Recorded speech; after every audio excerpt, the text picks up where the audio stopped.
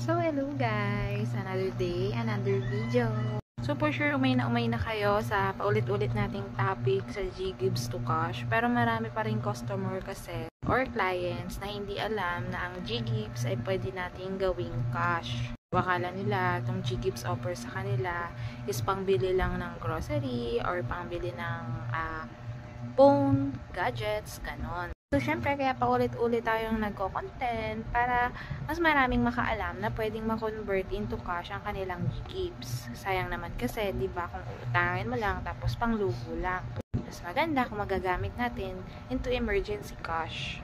Lalo na kung walang nagpapautang sa inyo, sa mga relatives nyo, kakilala nyo, or ibang mga app na online loan. So, eto na nga. Paano ba malalaman kung meron kang offer ng Ggives? So, yun. Una, buksan nyo yung Gcash app nyo. Siyempre, pag binuksan nyo yung Gcash app nyo, makikita nyo yung mga tabs na yan. Andiyan yung send, load, transfer, etc. So, pupunta kayo sa borrow. So, pag napindot nyo na yung borrow, lalabas na ito. Yung tatlong under niya. Actually, apat na pala ito kasi may bago na siya. Ayan, yung buy load. Pero mag-focus muna tayo dyan sa tatlo kasi common sense naman si buy load, borrow load pala, diba? Pwede kang makautang ng load. So, ayun. Focus tayo dito sa tatlo. Meron ditong G-Loan, Ggives, at G-Credit.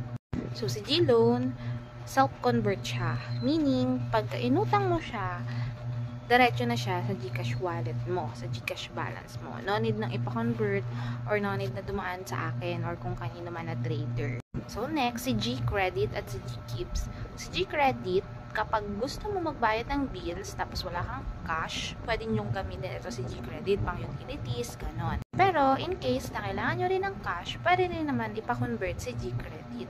So, balik tayo kay Ggives. Anyway, si G-Credit, meron akong mga videos dyan. Panoorin nyo na lang sa YouTube channel ko yung about kay G-Credit. Focus lang muna tayo ngayon kay Ggives. So, ayan si Ggives. Si Ggives ay isang product loan. Kumbaga, for product purposes siya. Pambili ng groceries, pambili ng cellphone, ng TV, so on and so forth, sa kung saan tumatanggap sila ng Ggives payment. So, pag pinindot nyo na si Ggives, tapos ganito yung lumabas. Ayan, ganyan yung lumabas. Meaning, hindi ka pa eligible. Meaning, hindi ka pa pinapautang ni Ggives. Meaning, wala ka pang pwedeng utangin. Okay? Wait mo na lang yung next update ng Gcash kasi baka sa susunod, napili ka na. Sakit no pag kailangan mo tapos hindi ka napiling makautang. Pero good payer ka naman, di ba? Pero malay mo soon, mag-offer ka rin. Kapit lang. So, ayan. Ito, ang isang katunayan or palatandaan na eligible kang umutang kay Ggives. Merong amount dito. Nagkaroon ng amount. May ino-offer siya sa iyong kunin.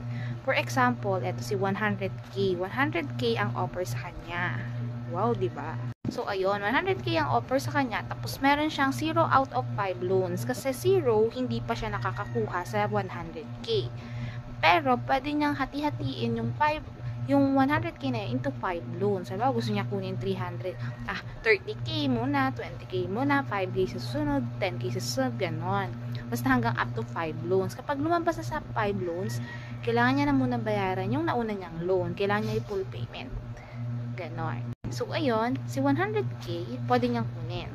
Pero, minimum spend of 4k, meaning, hindi pwede bababa sa 4k yung uutangin niya. Get?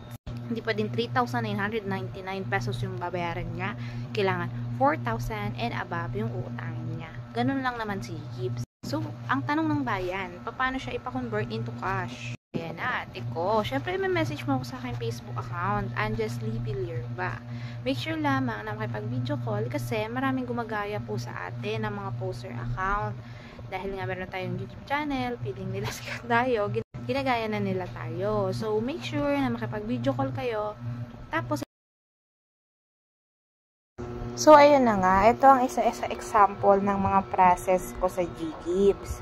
Via pay bills ito. So, kung mapapansin nyo, kayo ang namimili ng monthly interest nyo. Lalabas diyan, bahala kayo mamili in case na may choices kayo. Diyan kasi sa case na yan, 12 months lang yung choice niya. Tapos, ayan, i-agree nyo lang yan kung okay na sa inyo yung process. Tapos, mag-aano na yan ng resibo. Mag-generate na yan ng resibo. Hintayin lang natin hanggang sa lumabas yung blue receipt. Tapos, after nyan, sasend ko na rin sa Gcash nyo. Ganun lang. Salamat!